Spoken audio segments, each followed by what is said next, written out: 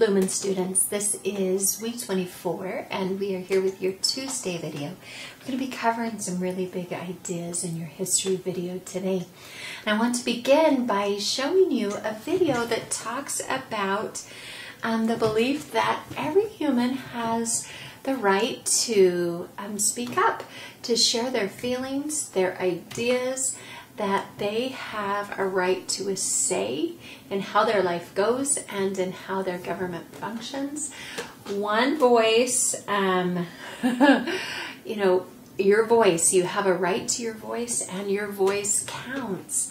Let's take a look at this video.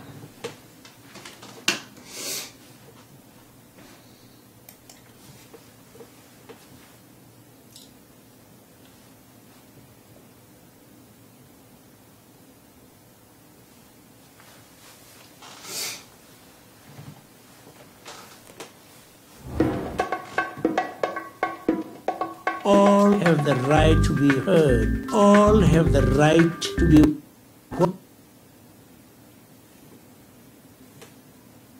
can be to reach for the sky and touch the stars. Ma voix, mon droit, ma voix compte. You want to hear different voices. You want to have more ideas. Mi voz, mi derecho, mi voz cuenta. Right of speech, right of choice. My voice, my right, my voice counts.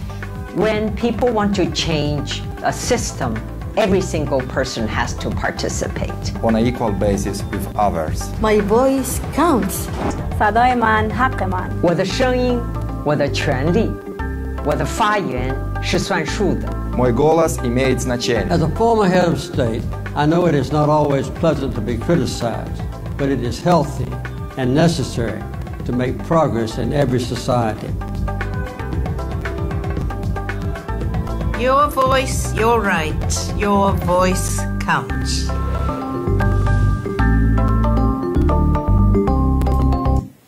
Hey, your voice counts. Has that been true, students, throughout history? Is it true in all parts of the world now that people can speak up and influence the course of their life or the course of their community? Not always, sadly, and we're going to learn a little bit more about that. I want to talk to you about, we're going to go back in history a little bit, and we had talked about Queen Elizabeth, of course, and then her nephew, James, takes over the throne. We're now moving to his son. So listen to some of the events that occur in England. James I, the King of England and Scotland, had died, and his son Charles had inherited the throne. But right from the beginning of his reign, Charles started to make the people of England angry. His first mistake was to marry the French princess Henrietta Maria. Henrietta was a beautiful, high-spirited girl, but she was also a devout Catholic who had promised the Pope that she would try to spread Catholicism throughout England. Most Englishmen, especially English Puritans, hated and feared Catholicism. And when Charles got ready for his formal coronation ceremony, he was afraid to hold the traditional parade throughout the streets of London, and he thought Puritans might gather along the way to shout insults at him. Instead, Charles planned to get to the church by sailing down the Thames River on a barge. But the coronation day was filled with chaos. When it was time for the king and queen to leave the palace, Henrietta refused to come out of her room. She declared that she couldn't attend a Protestant ceremony. When Charles's noblemen tried to force her through the door, Henrietta punched her fist through the glass windows of her room. So Charles went to be crowned all by himself. He paraded out to the Thames, but the royal barge missed its landing and went aground, and Charles had to ride in a much smaller boat instead. When he arrived at the church, he tripped at the threshold and nearly fell on his face. When he tried to put on the coronation ring, a large jewel fell out of it and disappeared. Near the end of the ceremony, the archbishop told the gathered crowd to shout, "God save King Charles!" But since most of them didn't hear him, Charles was greeted with silence, and as the ceremony ended, a small earthquake shook England. This ought to be a sign for him. The troublesome coronation was only the beginning of a troubled reign. Like his father James, Charles believed that God had placed him on his throne and that his subjects should obey him without question. But Parliament believed that its members, who represented the people of England, should make the laws. And when Parliament met after the coronation, it refused to give Charles all the money he wanted. Charles was furious. He dismissed Parliament and ruled without it for 11 long years. In those years, he fought wars and made laws all by himself. He even told English and Scottish Christians how to worship God. He passed so many restrictions on Puritans that hundreds left England and went to the American colonies. He forced the Scottish Church to use the English prayer book and ceremonies. The Scots hated this English command.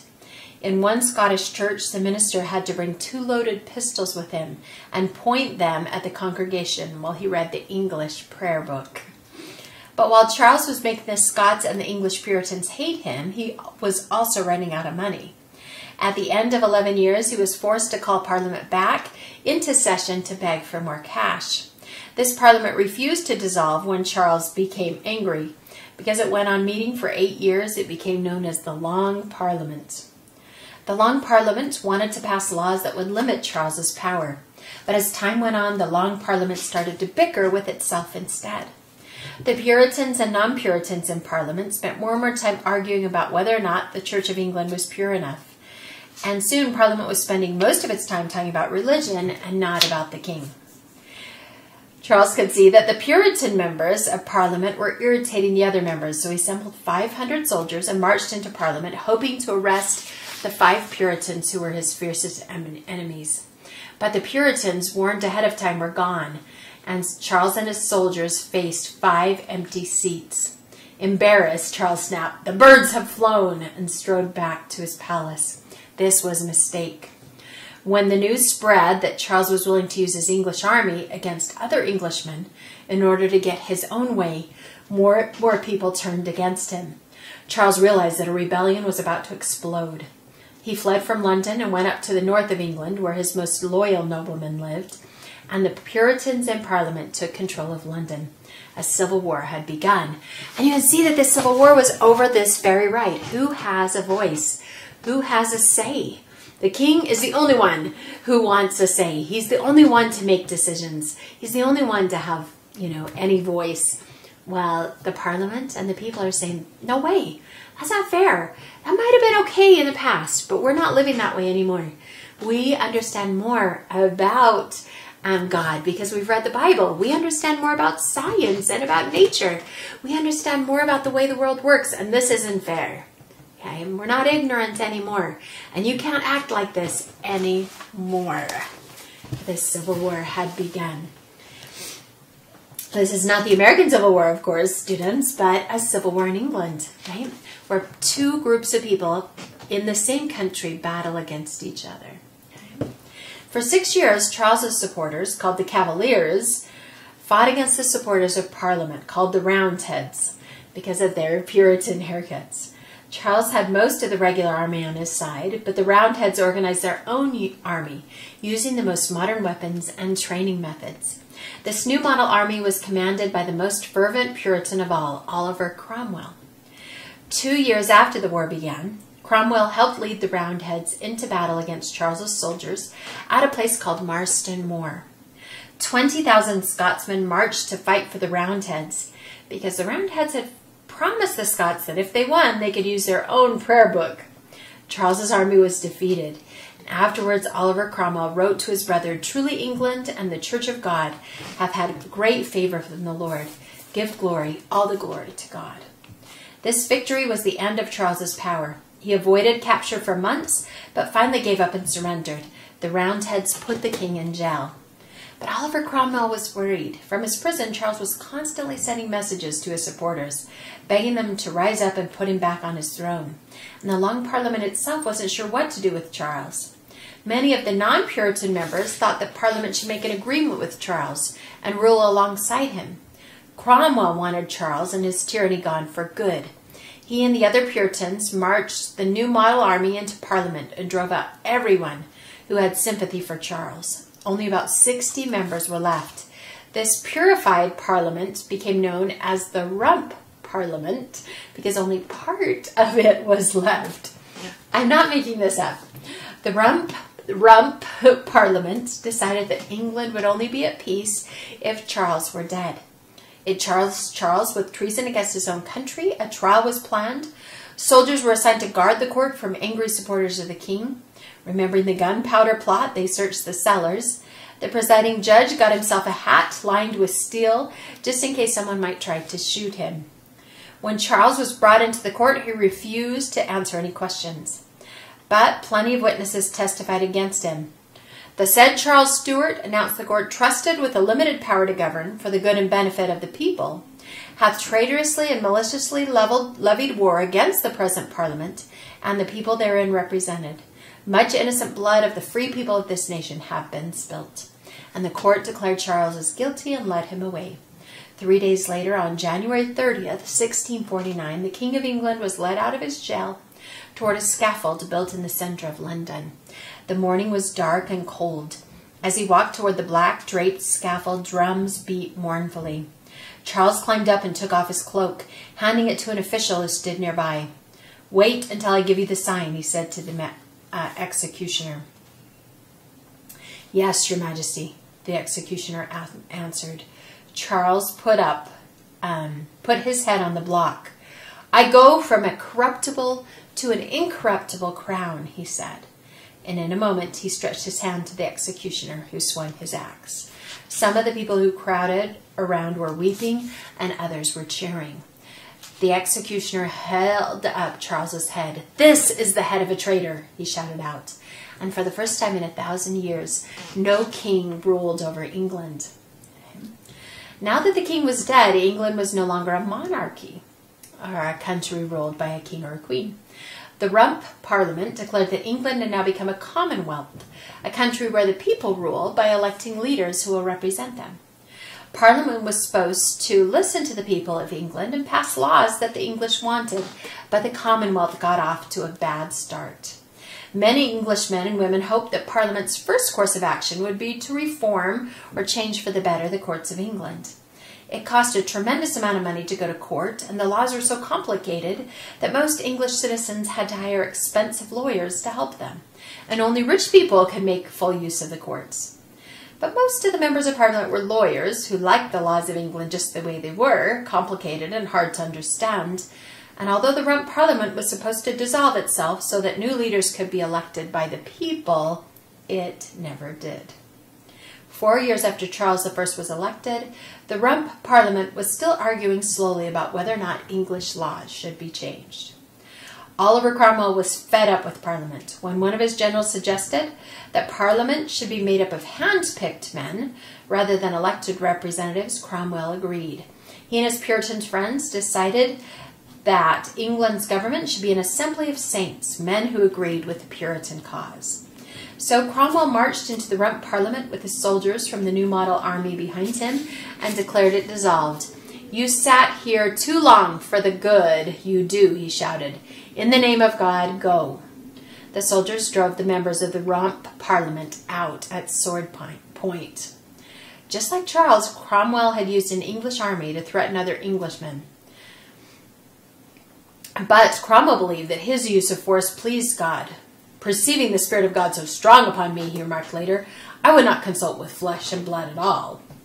Now that Parliament had been dissolved by force, Cromwell and his army generals appointed a new Parliament, made up of 139 men, approving of fidelity and honesty. This Parliament became known as the Barebones Parliament. Okay. After one of its members, a Puritan minister named Praise God Barebones. It was also called the Nominated Assembly because its members were handpicked or nominated by Cromwell. Cromwell still called England a commonwealth, but now it was being ruled by his own hand-picked men, not by the people of England. 6 months later, this nominated assembly of men, loyal to Cromwell, passed a new bill. This bill announced Parliament now gives all of its power to Oliver Cromwell to act on behalf of the people of England. Oliver Cromwell had become the new King of England. He was never called king. Instead, he was given the title Lord Protector of England. And he was supposed to call Parliament every 2 years and listen to what the members of Parliament advised him to do. But Cromwell certainly seemed like a king. He moved his family into the royal palace. The ceremony to make him Lord Protector looked an awful lot like a coronation ceremony. His advisors often called him Your Highness. And when Parliament refused to do exactly what he said, he scolded its members, telling them that he spoke for God and that they were opposing God himself when they opposed the Lord Protector. I undertook this government in the simplicity of my heart, and as before God, to do the part of an honest man, he explained. I speak for God and not for man. When Parliament continued to oppose Cromwell, he announced, I think that it is not for the profit of England, nor for the common and public good, for you to continue here any longer. Therefore I do declare unto you that I do dissolve this Parliament. Cromwell had the power to dismiss Parliament and the power to rule England as he pleased. But his power didn't make him popular. He directed his soldiers to break up all of the royal regalia used to crown kings, the crown, the scepter, the coronation ring, and the bracelets. And even though many Englishmen had hated Charles, they disliked seeing these English treasures destroyed. He allowed his army to wreck churches, which were too Catholic. So wherever the new model army went, stained glass was broken, beautiful wooden carvings and statues were hacked apart, and lead ornaments were melted and made into bullets. And Cromwell made his Puritan convictions the law of the land. He believed that playing cards was ungodly, so cards became illegal. He thought going to plays was ungodly, so all the theaters in England were closed. He believed that God approved only of hymns, so the English were allowed only to sing hymns. Cromwell became so unpopular that 3 years after he became Lord Protector, an anonymous booklet was published encouraging someone to assassinate him. But no one needed to assassinate Cromwell because he was already growing ill. He had been wounded in battle many times and had never truly recovered, and he was suffering from malaria. When his favorite daughter died in the 4th year of the Protectorate, Cromwell became even sicker with grief. In September of 1658, Oliver Cromwell died. He was embalmed so that he could have a royal funeral, with his body lying in state while all of England filed past to see him one last time. But the embalming didn't work. Cromwell's body was too disgusting to put on view, so it was hastily buried in Westminster Abbey, and a wax figure was put on display. Afterwards, an empty coffin was the center of a huge funeral. One observer remarked, "It was the joyfulest funeral that I ever saw, for there were none that cried but dogs." Oliver Cromwell's son Richard claimed the title Lord Protector, but the English were tired of the Protectorate. It was just like a monarchy, except with more rules. Noblemen who served in the army started to argue with each other about who should rule England next. One of the army generals realized that England was on the brink of the greatest civil war yet. He marched into London and called the members of the old Long Parliament back into session. This parliament met together and decided to send a message to Charles I's son, who had fled England and was living in France, far away from Cromwell and his soldiers. "Come back and become king," Parliament begged. But even while it planned to welcome Charles II back, Parliament also began to pass laws that would restrict the king's power. From now on, English kings would have to answer to Parliament for their actions. On May 23, 1660, Charles's son, Charles II, returned to England. The English, tired of war and Puritan laws, welcomed him with cheers of joy. The years of the Protectorate were over, and the king was back. These kinds of difficult and bloody conflicts continue throughout history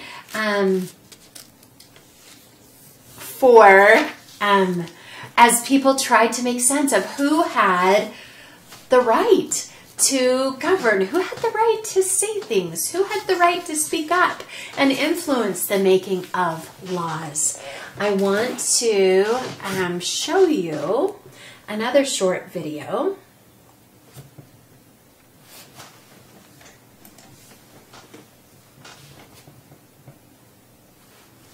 that is an expression of the Declaration of Human Rights that we recognize and believe in today. See if you don't agree with this statement and that all of these rights are yours and belong to every human being on this planet. And let's take a look at this.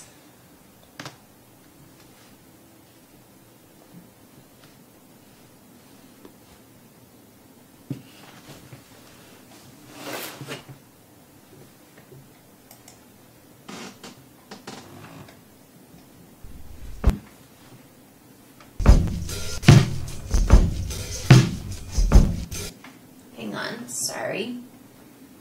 I want to make it bigger. Can I make it bigger?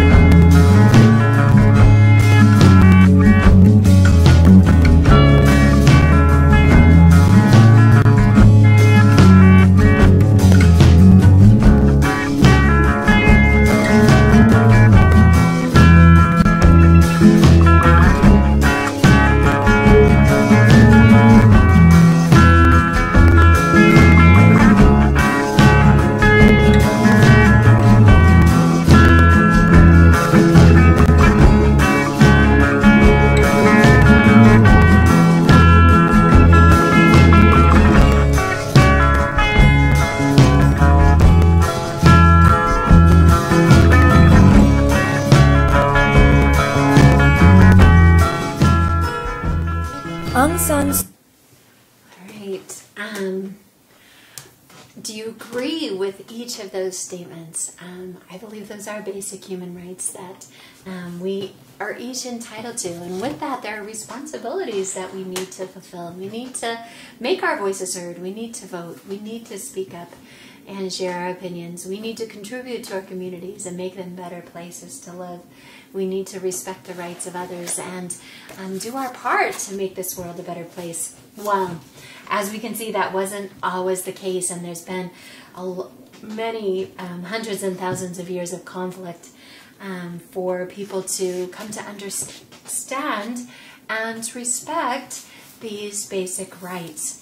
I want to talk to you about, in closing here, about the universal laws of Newton and John Locke. We talked about Galileo, but almost 100 years later, in 1642, a weak, sickly baby was born in England. His parents didn't expect him to live, but they named him Isaac anyway, like the baby born to Abraham and Sarah in the Bible, and Isaac did live. As a matter of fact, Isaac Newton lived to be 84 years old. And he used those 84 years to take Galileo's ideas even further. As he grew, Isaac Newton became more and more curious about how the world worked. He read every book he could find. He did scientific experiments. He tried very hard to turn lead and copper into gold, but he never succeeded. When Isaac was 18, the people of England invited Charles II to reclaim the throne. And 3 years later, Isaac Newton went to study science at the University of Cambridge. There he was told to read the ideas of Plato and Aristotle. But Newton thought that the ideas of modern scientists like Galileo and Copernicus were closer to the truth.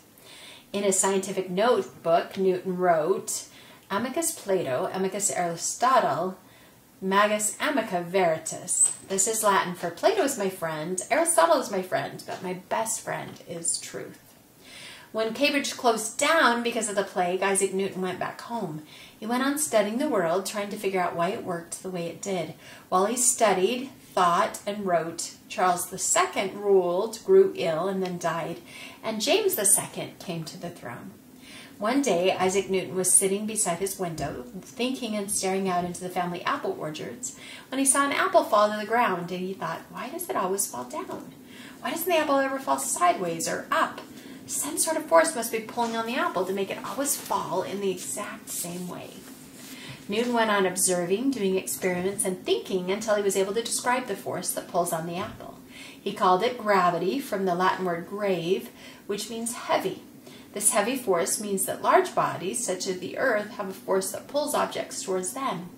Isaac Newton learned that he could predict, using mathematics, how strong the force would be anywhere in the universe. The next time an apple fell, Newton could tell you exactly how fast it would fall and when it would hit the Earth. Newton's new rules, which we now call the laws of gravity, showed that every motion or action in the universe had a law that governed it. The universe wasn't a huge, mysterious, magical riddle. People could figure it out and even predict ahead of time what would happen. This universe was like a machine that always worked in the same way. In 1687, while James II was still on the throne, Isaac Newton published his ideas in a book called Principia Mathematica, or The Principles of Mathematics. Newton's ideas about laws that governed the whole universe didn't just affect scientists. Other thinkers, such as philosophers, economists, political philosophers, began to think about if universal laws governed objects, then universal laws should also govern people. And if they could use the scientific method to observe people and make theories about the ways people acted, perhaps those universal laws could be discovered. And then life would be no longer mysterious. They would no longer need to wonder why one country prospered while another became poor, or why one country won a war while another lost. Universal laws would explain all of these things. John Locke was another Englishman who was determined to discover these universal laws. When the English rebelled against Charles I, John Locke was 17 years old.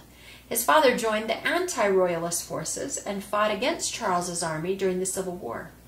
After Charles's execution, John Locke went to study at Oxford. He was supposed to study history and Greek philosophy, but like Isaac Newton, John Locke found these ideas old-fashioned. He wanted to experiment in science and read the new ideas of modern philosophers. When Charles II came back to England, Locke had grown to be a man of 28. The king's supporters knew that Locke preferred a commonwealth to a king, and Locke was afraid that he might be arrested or even executed.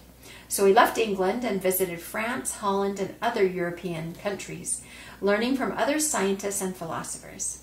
And he stayed out of England through the reign of James II. When Mary and William came triumphantly to England, John Locke returned to England as part of Mary's royal party. Now that England was a constitutional monarchy, meaning that the king and queen themselves had to obey the laws passed by Parliament, John Locke didn't have to worry about being arrested simply because he preferred one form of government to another. Now he was free to write down the ideas he had been thinking about for the past years. In 1690, the year after he returned to England, John Locke published a book called Two Treatises of Government. In his book, John Locke explained that he had discovered universal laws that could predict how people should act. Every man and woman, Locke wrote, was equal. Every human being had, by natural law, the right to seek life, health, liberty, and possessions. No king could claim that God had given him the divine power to execute his subjects, throw them in jail, or take their property. But Locke added that groups of people gathered together into cities or countries needed someone to make and enforce laws. So people should join together in groups and draw up a contract. This contract gives some of them power to rule over others, but the rulers can only have as much power as the people are willing to give them. Rulers can't take away the life, health, liberty, or possessions of their subjects. If they destroy, enslave, or impoverish their subjects, the people can join together, announce that the contract isn't valid anymore, throw the rulers out of office, and appoint new rulers. Men under government, Locke wrote, should have a standing rule to live by, common to everyone of that society, and not to be subject to the inconstant, uncertain, and arbitrary will of another man.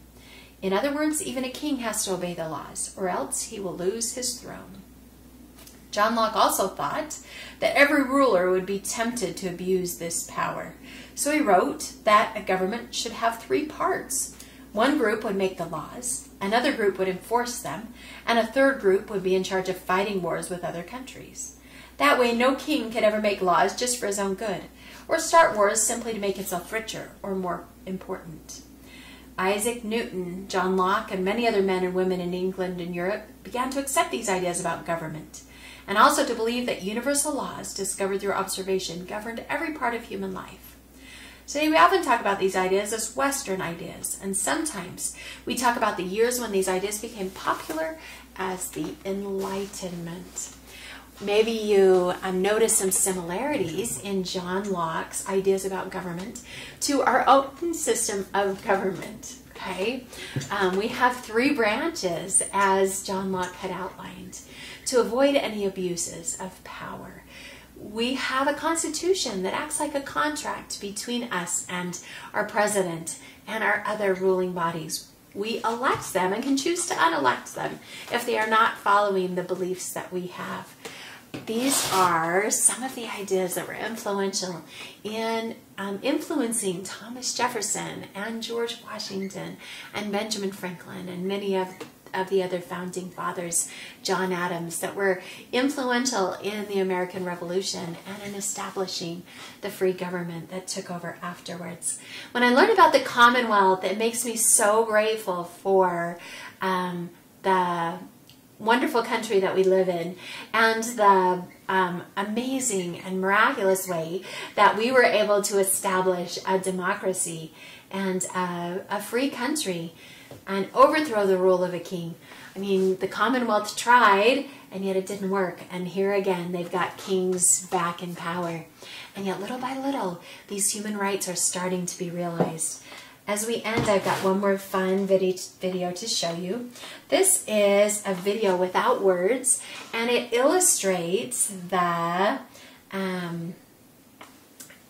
human rights that we've been learning about in a very fun way that is for kids. Okay, I want you to see as you watch this video, how many of the human rights can you pick out? Remember the rights that we have that were outlined in that video? You know, the right to have possessions, the right to be safe, the right to have an education, the right to work, etc. See if you can see some of those rights illustrated in this video.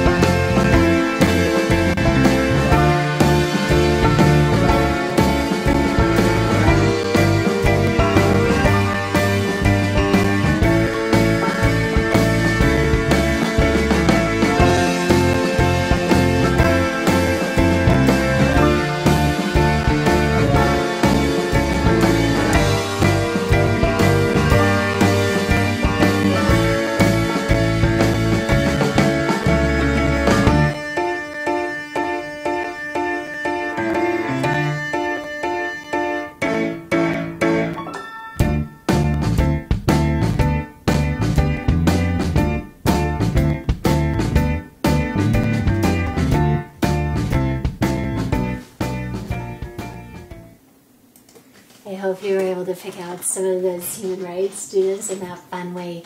And maybe this is a topic you can discuss with your parents as we continue to learn more about the history of our world and how we have gotten to this place where we enjoy so many of these privileges and freedoms and our responsibilities in maintaining them.